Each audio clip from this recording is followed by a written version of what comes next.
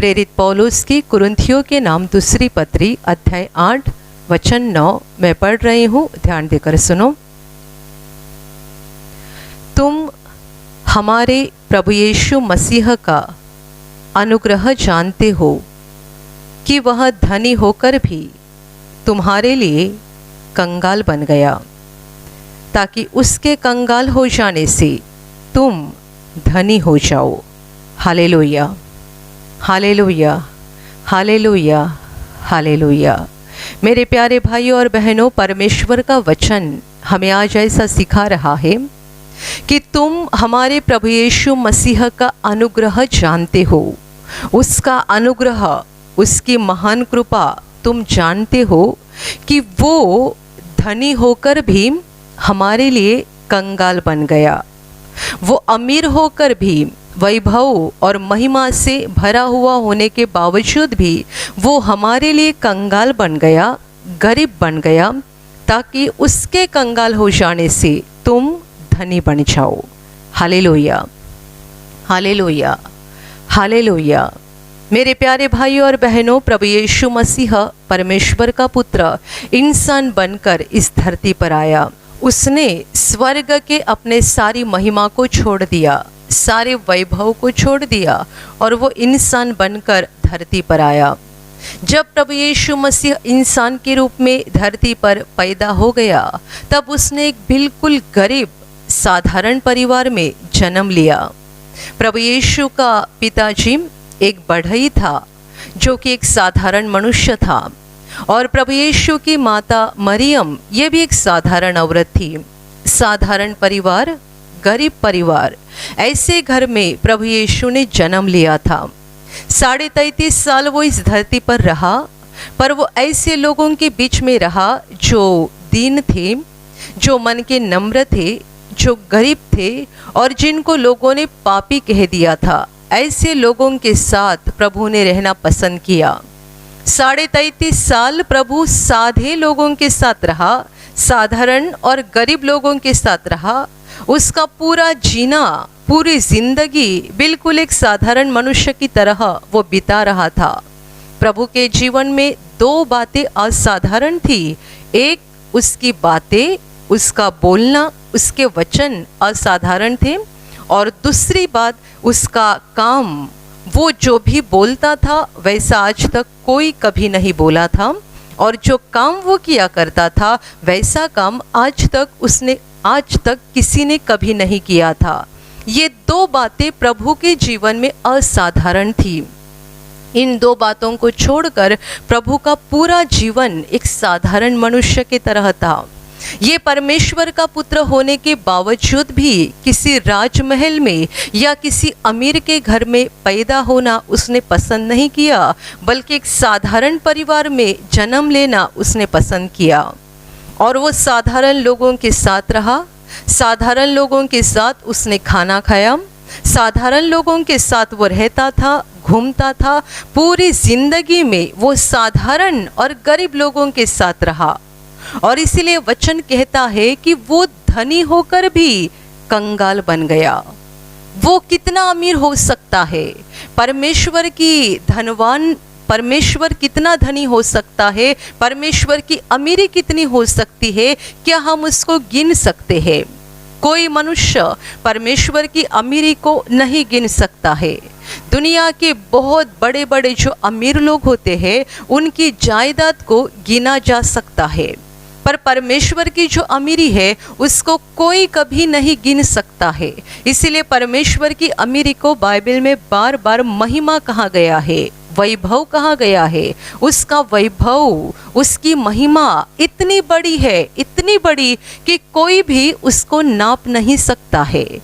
Hallelujah, hallelujah, hallelujah. इतना वैभव से, महिमा से भरा हुआ परमेश्वर स्वर्ग छोड़कर इंसान का रूप लेकर जब इस धरती पर आया, तब वो राजमहल में नहीं पैदा हुआ, वो किसी अमीर के घर में नहीं पैदा हो गया। एक साधारण बढ़ई के घर में उसने जन्म लेना पसंद किया, और अपनी जिंदगी के सारे समय में उसने गरीब और साधे लोगों के साथ रहना पसंद किया था। मेरे प्यारे भाइयों और बहनों, और इसीलिए वचन कहता है कि वो धनी होकर भी तुम्हारे लिए कंगाल बन गया, वो अमीर होकर भी तुम्हारे लिए गरीब बन गया, ताकि उसके कंगाल हो जाने से तुम धनी बन जाओ। Hallelujah, hallelujah, hallelujah. ये परमेश्वर का महान अनुग्रह पापी इंसान पर हो चुका है। ये परमेश्वर की महान दया पापी मनुष्यों पर हो चुकी है कि प्रभु यीशु मसीह परमेश्वर का पुत्र हमारे लिए कंगाल बन गया। इसलिए वो कंगाल बन गया, इसलिए वो गरीब बन गया कि उसके गरीब हो जाने से हम अमीर बन जाए, उसके कंगाल हो जाने से हम धनी बन जाए। Hallelujah, hallelujah. और सचमुच तब से प्रभु यीशु जब से धरती पर आया तब से लेकर आज के दिन तक जितने सारे लोग प्रभु यीशु पर विश्वास करते हैं और यीशु का हाथ पकड़कर चलते रहते हैं, वे आत्मिक रूप में धनी बन जाते हैं। यहाँ वचन जब बता रहा है कि उसके कंगाल हो जाने से तुम धनी बन जाओ, ये अमीरी पैसे के बारे में नहीं बताई गई है, ये अमीरी सांसारिक बातों के बारे में नहीं बताई गई है, बल्कि ये अमीरी आत्मिक बातों के बारे में बताई गई है। Hallelujah, hallelujah. क्योंकि बहुत सारे लोग ये गलती कर बैठते हैं कि उन्हें ऐसा लगता है प्रभु यीशु के पास आने के बाद अचानक हमारा कुछ तो बड़ा आर्थिक फायदा हो जाएगा, अचानक हमें बहुत पैसा मिलने लगेगा, अचानक हमारा धंधा बढ़ जाएगा, अचानक हमारी तनख्वाह बढ़ जाएगी, अचानक हमारे पास पैसा आ जाएगा, हमारा बड़ा आर्थिक लाभ हो जाएगा और हम बड़े अमीर बन जाएंगे।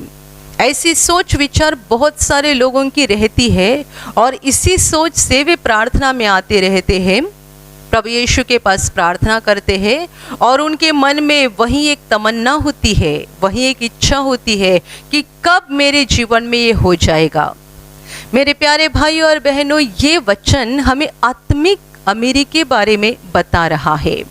आत्मिक अमीरी, इसका मतलब ये नहीं है कि यदि आप गरीब हैं और आपको 2 समय का खाना भी नहीं मिल रहा है और आप प्रभु यीशु के पास आए हैं, उस पर विश्वास कर रहे हैं और उसके पास प्रार्थना कर रहे हैं, तो भी आपकी हालत वैसी ही रहेगी, आपको 2 समय के खाने के लिए बहुत चिंता करनी पड़ेगी, ऐसा नहीं है।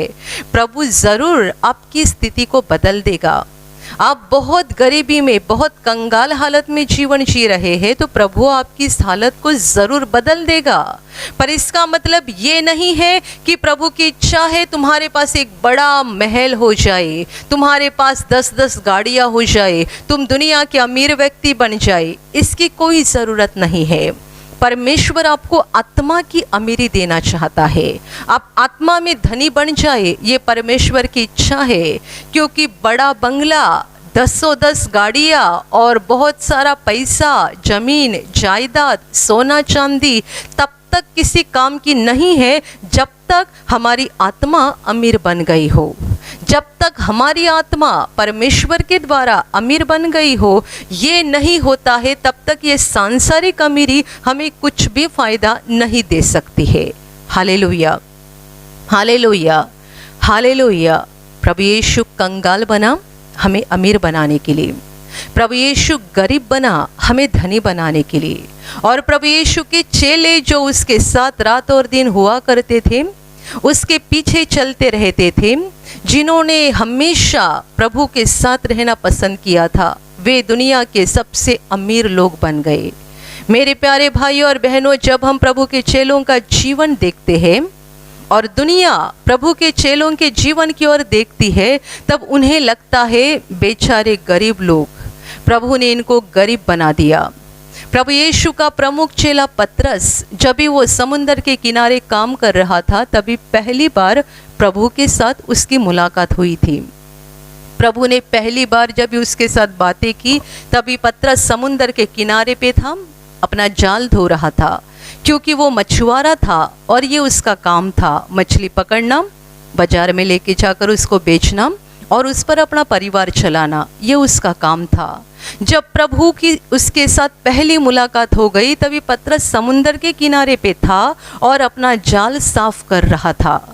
ये जब भी पहली मुलाकात प्रभु के साथ उसकी हो गई और प्रभु ने उसको आमंत्रण दिया कि मेरे पीछे हो ले, तभी बाइबल में ये कहा गया है कि उसने सब कुछ वहीं पे छोड़ दिया, अपना जाल भी वहाँ छोड़ दिया, अपनी नाव भी वहीं पर छोड़ दी और सब कुछ वहीं छोड़कर वो प्रभु के पीछे गया। जब भी पतरस प्रभु के पीछे गया, उसी वक्त यूहन्ना और याकूब जो दो भाई थे जो पतरस के साथ रहते थे, वो भी प्रभु के पीछे चलने लगे।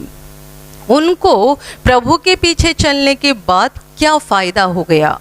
प्रभु ने उनको अमीर बना दिया? क्या प्रभु ने उनको बड़ा बंगला दे दिया? क्या प्रभु ने उनको 100 एकड़ जमीन दे दी? क्या प्रभु ने उनको बहुत सोना चांदी दे दी? क्या दिया प्रभु ने उनको? पतरस, याकूब और यूहन्ना समुंदर के किनारे उन्होंने प्रभु यीशु को देखा, प्रभु की बात को सुना और उसके बाद से सब कुछ छोड़कर प्रभु के पीछे चलने लगे। वे प्रभु के चेले बन गए। उनको प्रभु ने क्या दिया?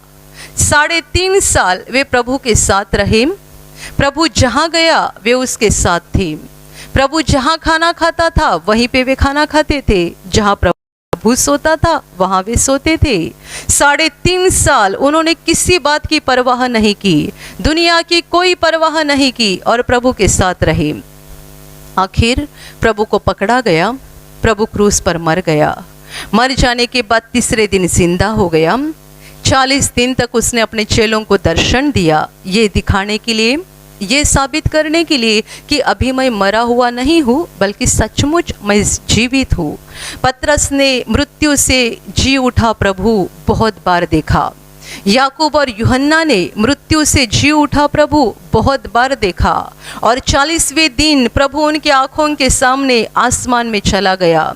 जाते समय प्रभु ने उनके साथ वादा किया था कि दुनिया के अंत तक मैं सदैव तुम्हारे साथ रहूंगा। ये एक वादा देकर प्रभु उनको छोड़कर निकल गया।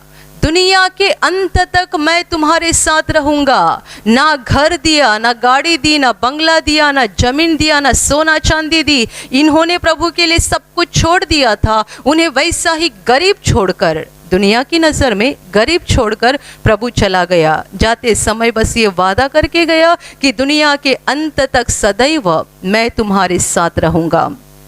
पतरस, यूहन्ना, याकूब और उनके साथ दूसरे भी चेले थे। ये सारे चेले प्रार्थना करते रहे, प्रार्थना करते रहे, प्रार्थना करते रहे और प्रभु ने जो वादा किया था वो पूरा होने का दिन आ गया। 50वां दिन। बाइबल कहती है कि जब भी वे एक घर में बंद होकर प्रार्थना कर रहे थे, अचानक जोर से हवा बहने लगी और जिस घर में वे बैठे थे वो घर उस हवा से भर गया और आसमान से पवित्र आत्मा अग्नि के रूप में इनके ऊपर आ गया और ये सारे के सारे चेले पवित्र आत्मा से परिपूर्ण हो गए। Hallelujah, hallelujah, hallelujah. इसके बाद कुछ ही दिनों के बाद पतरस और यूहन्ना मंदिर में जा रहे थे प्रार्थना करने के लिए। जब भी वे मंदिर में जा रहे थे तभी उन्होंने देखा कि मंदिर के दरवाजे पर एक लंगड़े भिखारी को रखा गया है।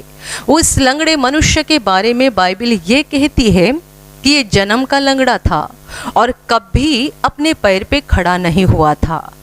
जन्म का लंगड़ा जो कभी अपने पैर पे खड़ा नहीं हुआ था, लोग उसे हर दिन उस मंदिर के दरवाजे के पास लाकर बिठा देते थे, इसके लिए कि मंदिर में आना जाना करने वाले लोगों के पास ये भीख मांग सके। सालों साल इस लंगड़े मनुष्य ने यही काम किया था कि मंदिर के दरवाजे के पास बैठना और जो आना जाना कर रहे हैं मंदिर में उनके पास भीख मांगना। पतरस और यूहन्ना पवित्र आत्मा से परिपूर्ण होने के बाद जब ये मंदिर में जा रहे थे तब ये लंगड़े भिखारी ने उनको पहचाना नहीं और लंगड़े भिखारी ने उनके पास भीख मांगी। जैसे कि वो दूसरों के पास मांगता था, उसने इन दोनों के पास भी भीख मांगी। तभी पतरस ने उससे कहा, हमारी ओर देख। भिखारी ने इस उम्मीद से देखा कि शायद आज मुझे कुछ तो अलग मिलने जा रहा है। उसने बड़े उम्मीद से उनकी ओर देखा और पतरस उसे कहता है, तुझे देने के लिए मेरे पास सोना चांदी कुछ नहीं है, पर जो है वो मैं तुझे देता हूँ। नासरी यीशु के नाम से उठ और चल फिर। और पतरस ने उसे हाथ देकर उठाया और बाइबल कहती है तुरंत उसके पाँव में और टखनों में बल आ गया। ये जन्म का लंगड़ा मनुष्य कूदकर खड़ा हो गया, चलने फिरने लगा और परमेश्वर की महिमा करने लगा। Hallelujah, hallelujah, hallelujah. ये हुआ पहला अद्भुत काम। पतरस का वाक्य था कि तुझे देने के लिए हमारे पास सोना चांदी कुछ नहीं है। ये वचन बता रहा है कि यीशु मसीह इसीलिए कंगाल बन गया कि हमें धनी बनाए। और क्या प्रभु ने अपने खुद के मुख्य चेलों को धनी नहीं बनाया था? पतरस प्रभु का प्रमुख चेला था और ये प्रमुख चेला बोल रहा है कि मेरे पास सोना चांदी कुछ नहीं है। और यहाँ वचन बोल रहा है कि प्रभु इसीलिए गरीब बना कि हमें धनी बनाए। यदि प्रभु हमें धनी बनाना चाहता है तो सबसे पहले वो अपने प्रमुख चेले को धनी बना देता। पतरस उसका प्रमुख चेला था, उसे प्रभु ने क्यों नहीं धनी बनाया? क्यों पतरस ऐसा बोल रहा है कि मेरे पास सोना चांदी नहीं है? ये सच था कि पतरस के पास सोना चांदी कुछ नहीं था। प्रेरित चरित्र में हम पढ़ते हैं कि प्रेरितों ने कैसा कैसा काम किया। पौलुस के बारे में ये लिखा गया है कि वो पूरे 2 साल किराए के मकान में रहता था। पौलुस प्रभु का ऐसा चेला था जिसके अंदर बड़ा सामर्थ्य था और उसके बारे में लिखा गया है कि वो किराए के मकान में रहता था। इसका मतलब प्रभु ने उसको खुद का घर भी नहीं दिया। ये इतना महान प्रभावी चेला, उसके पास खुद का घर नहीं था। मेरे प्यारे भाइयों और बहनों, इस वचन में जो अमीरी के बारे में बताया गया है, जो धनीपन की बात की गई है, ये इस सांसारिक धनीपन की या सांसारिक अमीरी की बात नहीं है, बल्कि आत्मा की अमीरी की बात है। वो इसीलिए कंगाल बना, इसीलिए दुर्बल बना कि हम अमीर बन जाए, हम आत्मा में मजबूत बन जाए। पतरस ने कहा सोना चांदी तो मेरे पास है नहीं, पर जो है वो मैं दे देता हूँ। क्या है मेरे पास? मेरे आत्मा में बड़ी अमीरी है, क्योंकि मैं पवित्र आत्मा से भरा हुआ व्यक्ति हूँ। मैं साधारण दिखता हूँ बाहर से, पर अंदर से मैं असाधारण हूँ, क्योंकि मेरे अंदर परमेश्वर का आत्मा है, मेरे अंदर परमेश्वर का सामर्थ्य है। पतरस बाहर से लोगों को गरीब दिखाई देता था, बेचारा गरीब जिसके पास सोना चांदी नहीं है। हम दूसरों के ऊपर देखते हैं और गरीबी के बारे में हम कैसा सोचते हैं, इसके पास कुछ नहीं है, बेचारा गरीब है, ना सोना है, ना चांदी है, ना खुद का घर है, ना खुद की गाड़ी है, बेचारा गरीब है। तो पतरस को भी शायद लोग गरीब ही कहा करते होंगे, बेचारा गरीब है, सोना चांदी घर गाड़ी कुछ नहीं है। पर सच्चाई में ये एक आत्मा में अमीर व्यक्ति था, क्योंकि उसने उस मनुष्य को जो दिया वो और कोई भी उसको नहीं दे सकता था। जो मेरे पास है वो मैं तुझे देता हूँ, मेरे अंदर परमेश्वर का सामर्थ्य है, मैं उस यीशु के नाम से तुझे उठा सकता हूँ, तुझे चंगा कर सकता हूँ, यीशु के नाम से मैं अद्भुत काम कर सकता हूँ। पतरस के बारे में प्रेरित चरित्र में ये भी लिखा गया है कि उसे इतना बड़ा सामर्थ्य मिल चुका था, इतना बड़ा सामर्थ्य कि वो जैसा बोलता था वैसा हो जाता था। यहाँ तक कि जब भी वो रास्ते से चलता था तभी लोग बीमारों को रास्ते के किनारे पे लाकर रख देते थे। पतरस जब इस सड़क के ऊपर से चलने निकलता था, लोग बीमारों को ला लाकर वहाँ रख देते थे। किस लिए रखते थे? कि पतरस की परछाई उनके ऊपर पड़ जाए और उस परछाई से लोग ठीक हो जाए। और बिल्कुल वैसा होता था। पतरस जब इस सड़क पर से चलता था, उसकी छाया जिन जिन के ऊपर गिर जाती थी, उनका साया जिन जिन के ऊपर गिर जाता था, सारे लोग ठीक हो जाते थे। Hallelujah, hallelujah. आत्मा की अमीरी।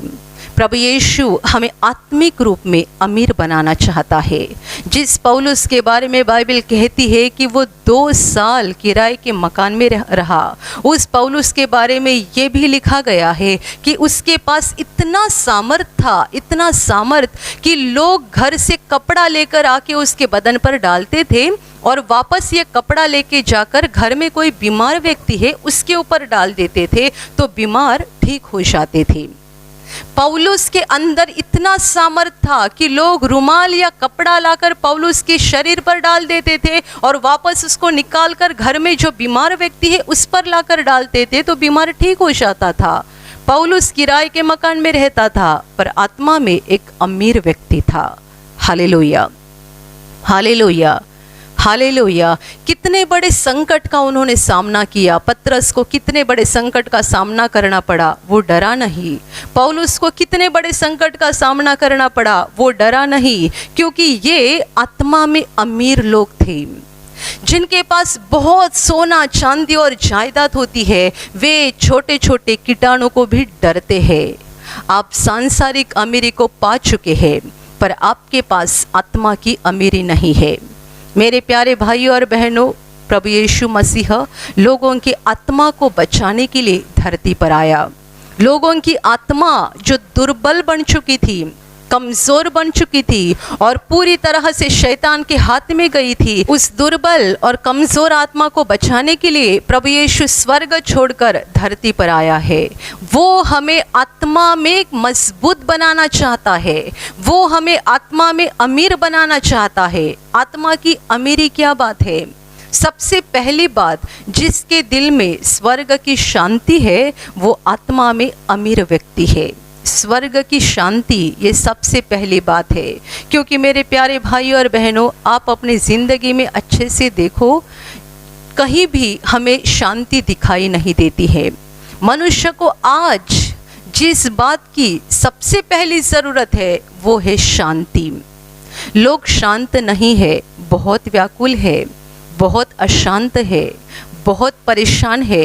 लोगों के पास शांति नहीं है क्योंकि लोग आत्मा में गरीब बन चुके हैं।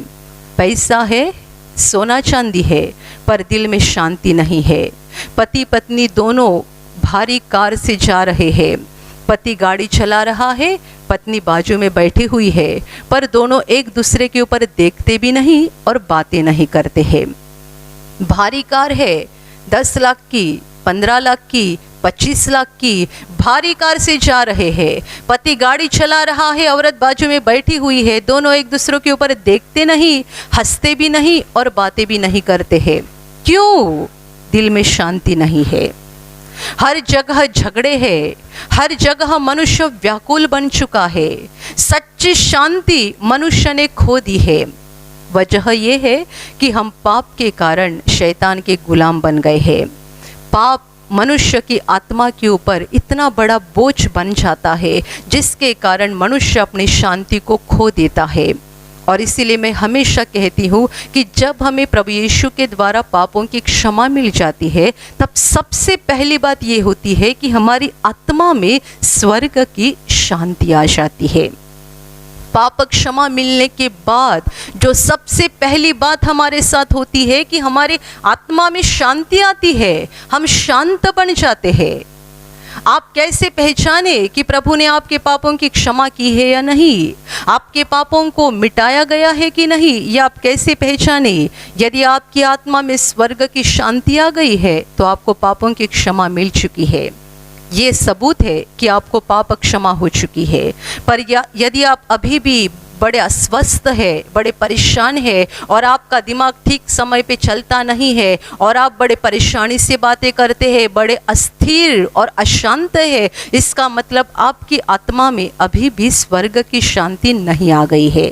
Hallelujah, hallelujah, hallelujah. एक व्यक्ति ने प्रभु यीशु के पास आने के बाद, पापों की क्षमा मिलने के बाद गवाही में ऐसे कहा था कि ये पाप क्षमा मिलने के बाद मुझे ऐसा अनुभव आ गया कि जैसे कि मेरे जीवन में कुछ तो एक जोर से मोटर शुरू थी और अचानक ये मोटर बंद हो गई और सब कुछ शांत हो गया। कोई बाजू में मोटर या मशीन शुरू होती है तो हमें कानों से सुनने को अच्छा नहीं लगता है, बड़े परेशान हो जाते हैं हम। उस व्यक्ति ने ऐसा कहा कि मैंने जब भी प्रभु के पास पापों की क्षमा मांगी तब मुझे ऐसा एक अनुभव आ गया कि मेरे जीवन में कुछ तो एक जोर जोर से मशीन चल रही थी और वो मशीन बंद हो गई, एकदम मेरा दिल शांत हो गया। ये पहला सबूत है और ये पहली बात है कि पाप क्षमा मिलने के बाद हमारी आत्मा में बड़ी शांति आ जाती है। Hallelujah, hallelujah, hallelujah. इसका मतलब ये है कि आपके शरीर में कैंसर रहेगा, आपके शरीर में डायबिटीज रहेगा, आपके शरीर में HIV रहेगा, पर पाप क्षमा मिलने के बाद आपकी आत्मा में शांति आ जाएगी। एक तरफ से जिनको कैंसर हो चुका है वे डर गए हैं, परेशान है, क्या करूं क्या नहीं करूं, कहाँ जाऊं कहाँ नहीं जाऊं, कहाँ इलाज कराऊं, कितना पैसा खर्चा करूं, ऐसे वे परेशान हो चुके हैं। आपको कैंसर की बीमारी होकर भी आप आत्मा में शांत लोग बन सकते हैं यदि आपको पापों की क्षमा मिल चुकी है। Hallelujah, hallelujah, hallelujah. ये आत्मा की अमीरी है। दूसरी बात, स्वर्ग का आनंद। हंसी दुनिया में ख़त्म हो गई है। आज दुनिया में लोग हंसते हैं पर उनका हंसना ये बस दिखावा होता है। सच्चे दिल से हंसने वाले लोग दुनिया में बहुत कम होते हैं। हंसी आएगी कहाँ से? क्योंकि सच्चा आनंद है नहीं तो हंसी कहाँ से आएगी? लोगों के जीवन में सच्चा आनंद नहीं है, इसीलिए सच्चे रूप से वे हंस नहीं सकते हैं। कितने सारे लोग बस हंसने का बहाना करते हैं, दिखावा करते हैं, सच्चाई में वे दिल से हंसते नहीं है। जिन्होंने प्रभु यीशु पर विश्वास किया है और पापों की क्षमा पाई है, वे किराए के मकान में भी रहते होंगे या दोपहर के समय उनको बस दाल चावल मिलता होगा, कुछ अच्छा खाने पीने के लिए भी नहीं मिलता होगा, तो भी वे बड़े खुशी से हंस सकते हैं, दिल से हंस सकते हैं, क्योंकि आनंद ये परमेश्वर का वरदान है। ये किसी खाने पीने की चीज़ के द्वारा नहीं आता है, ये शराब या बियर या सिगरेट के द्वारा नहीं आता है, ये सोना चांदी के द्वारा नहीं आता है, ना ही दुनिया की संपत्ति और जायदाद से आता है। आनंद ये परमेश्वर का वरदान है। Hallelujah, hallelujah. और इसीलिए जिनको वहाँ से आनंद मिल गया है, यदि उनके पास सांसारिक अमीरी नहीं होगी तो भी वे हंस सकते हैं। और दूसरी तरफ से हम ऐसे लोग देखते हैं जिनके पास सांसारिक अमीरी बहुत है, सब कुछ बहुतायत से है, पर उनका हंसना ठीक नहीं होता है। वे बस बाहर से हंसते हैं, अंदर से उनका दिल दुख से भरा हुआ रहता है। Hallelujah, hallelujah. तीसरी बात, परमेश्वर हमें स्वर्ग के सामर्थ्य से भर देता है। पहली बात मैंने आपको शांति बताई, दूसरी बात आनंद, तीसरी बात स्वर्ग का सामर्थ्य। परमेश्वर हमें उसके स्वर्ग के सामर्थ्य से भर देता है। हमें उसकी ज़रूरत है क्योंकि हम दुनिया में कमज़ोर इंसान बन चुके हैं, एक दुर्बल इंसान बन चुके हैं। थोड़ी सी खांसी होने के बाद भी हम डर जाते हैं, थोड़ा सा बदन गर्म होने के बाद भी हम डर जाते हैं, क्योंकि हमारी आत्मा में ज़रा भी ताकत नहीं है। हमारी आत्मा में ज़रा भी ताकत नहीं है। मैं आपको क्या बता रही हूँ आप ठीक से समझ रहे होंगे। लोग दुर्बल बन चुके हैं, कमज़ोर बन चुके हैं, पैसा बहुत है, संपत्ति जायदाद बहुत है, सोना चांदी है, पर थोड़ा सा बुखार आ गया कि डर गए, थोड़ी सी खांसी हो गई कि डर गए, बदन पे कहीं छोटी सी गांठ हो गई कि डर गए। क्यों? क्योंकि हमारे पास आत्मा की ताकत नहीं है। प्रेरित चरित्र में एक बहुत अच्छी घटना लिखी गई है कि एक बार पौलुस कहाँ तो गया था, और जहाँ पर वो गया था वहाँ एक जहरीले सांप ने उसके हाथ को पकड़ लिया। जहरीला सांप, उस जहरीले सांप ने जब भी पौलुस के हाथ को पकड़ लिया तब पौलुस ने क्या किया, उसने अपने हाथ को झटक दिया और वो सांप को फेंक दिया। बाद में आसपास के लोग राह देख रहे थे कि अभी इसके बदन को सूजन आ जाएगी और ये मर जाएगा, क्योंकि इसके हाथ को जहरीले सांप ने पकड़ लिया था, तो सांप ने ज़रूर इसको काटा होगा, और यदि सांप ने इसको काटा है तो इसको सूजन आ जाएगी और ये मर जाएगा। पर बहुत समय गया, पौलुस को कुछ भी नहीं हुआ। तभी आसपास के लोगों को बड़ा आश्चर्य लगा और उन्हें ऐसा लगा क्या ये परमेश्वर है? ये ऐसा कैसा मनुष्य है कि जहरीले सांप ने इसके हाथ को पकड़ लिया तो भी इसको कुछ नहीं हुआ।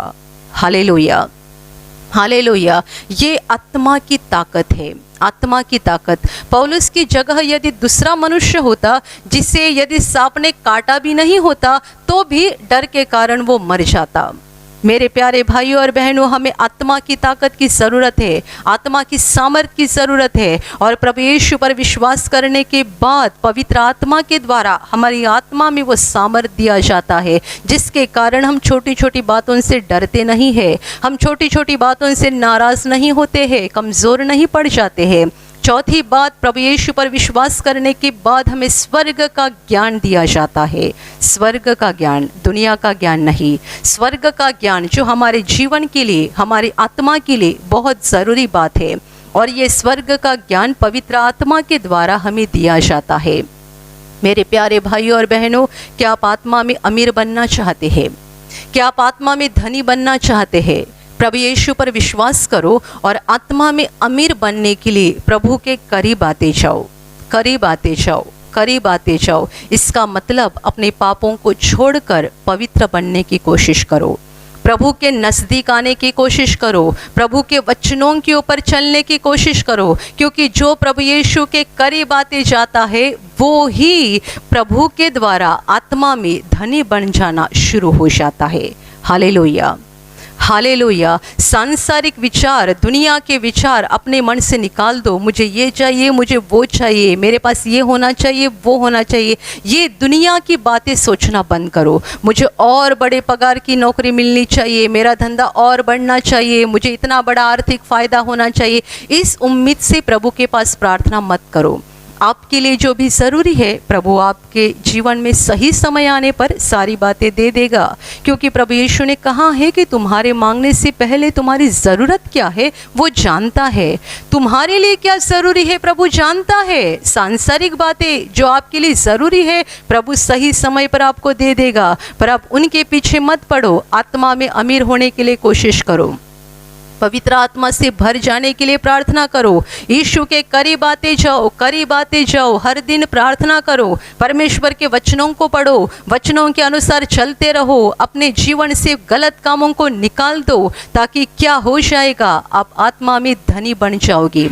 यद्यपि आपके पास संसार की गरीबी होगी तो भी आप आत्मा में अमीर बन जाओगे, जिसके कारण आनंद आपके दिल में रहेगा। आप हमेशा शांति से भरे हुए व्यक्ति बन जाओगे। आपकी आत्मा में बड़ा सामर्थ्य आ जाएगा और आप स्वर्ग के ज्ञान से भर जाएंगे। Hallelujah, hallelujah. और इसीलिए वचन कहता है कि तुम हमारे प्रभु यीशु मसीह का अनुग्रह जानते हो, जो धनी होकर हमारे लिए कंगाल बन गया, ताकि उसके कंगाल हो जाने से हम धनी बन जाए। Hallelujah, hallelujah, hallelujah, hallelujah, hallelujah. और अभी प्रार्थना करने का समय है। आप विश्वास करो कि एक पल में प्रभु यीशु आपको छूकर चंगाई देगा। एक पल में वो आपके जीवन का दुख निकाल देगा और आपके आंसुओं को खुशी में बदल देगा, क्योंकि उसके लिए असंभव कुछ नहीं है, अनहोनी बात एक भी नहीं है। प्रभु यीशु आज भी जिंदा है। 2000 वर्ष पहले वो शरीर रूप में धरती पर था, आज शरीर रूप में नहीं बल्कि आत्मा के रूप में है। और दुनिया के कोने कोने में जहाँ जहाँ लोग विश्वास के साथ उसको पुकारते हैं, उसके पास प्रार्थना करते हैं, उन सबों की पुकार को प्रभु सुनता है, उन्हें चंगा करता है, उनके आंसुओं को पोंछ देता है और उनके जीवन को खुशी से भर देता है। आप भी इसी विश्वास के साथ आपके बीमार भाग पर हाथ रखो, और यदि वहाँ हाथ नहीं रख सकते हैं तो अपने सीने पर हाथ रखो। प्रभु यीशु के नाम से इसी क्षण आपके शरीर की सारी बीमारियां निकल जाए। यीशु के नाम से आपके जीवन का सारा दुख निकल जाए। शैतान का हर एक काम आपके जीवन से और आपके परिवार से पूरी तरह से नष्ट हो जाए। यीशु के नाम से, प्रभु यीशु के नाम से शैतान का सारा काम आपके जीवन से नष्ट हो जाए। सारी दुष्ट आत्माओं को प्रभु यीशु के नाम से मैं आज्ञा दे रही हूँ, इसी क्षण इन्हें छोड़कर निकल जाओ और वापस उनमें नहीं आना। इसी क्षण प्रभु का महान सामर्थ्य आपके ऊपर आ जाए, प्रभु का महान सामर्थ्य आपके ऊपर आ जाए, प्रभु का महान सामर्थ्य आपके ऊपर आ जाए। इसी घड़ी पवित्र आत्मा की खुशी आपके दिल में आ जाए, पवित्र आत्मा की शांति आपके दिल में आ जाए और आपका जीवन स्वर्ग की रोशनी से भर जाए। आमीन।